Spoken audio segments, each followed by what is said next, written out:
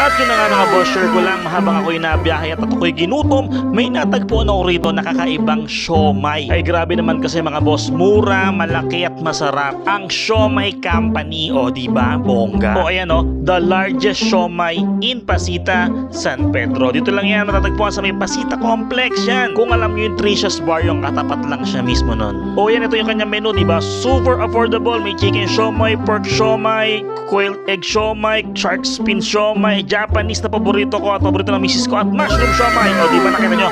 Ang laki-laki, ang laki-laki, ang laki-laki. At syempre yung orderin ko dyan, yung all-time favorite na amin ng aking misis, ang Japanese siomay. Yan, nakita nyo naman may crab pa siya sa loob. Oh, grabe talaga to.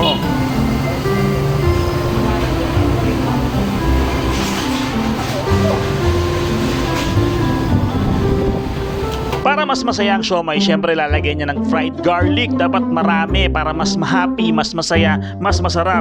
At syempre kulang yan pag walang chili oil. Yan, sarap. Damihan mo pa ate. Gusto ko kasi talaga yung umahagot sa lalamunan ko habang inunguya ko yung siomay, diba? Yung gumuguhit yung anghang. Sarap. Di pa tapos yan mga boss ha. May kalamansi pa yan, syempre.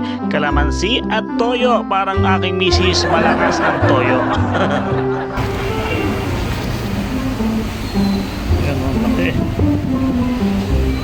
Duck siomay. Nakain na si Kokey.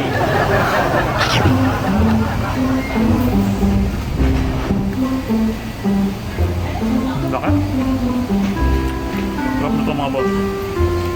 Kapansin-pansin naman talaga na sobrang laki nito, na halos doble to ng regular na mga siomay. At biruin nyo mga boss ha, 48 pesos lang to mga boss. Naglalakihan na 4 na siomay. Grabe! Wow! Balot ako ng ganito rin yung Japanese din. Gusto ng misis ko yan. Order lang. Aba. Titake ko tayo. Okay oh. Kaya ano pang hinintay nyo mga boss? Sobrang murang siomay, pinakamalaki at pinakamasarap. Dito lang yan sa may Siomay Company. Gang gang!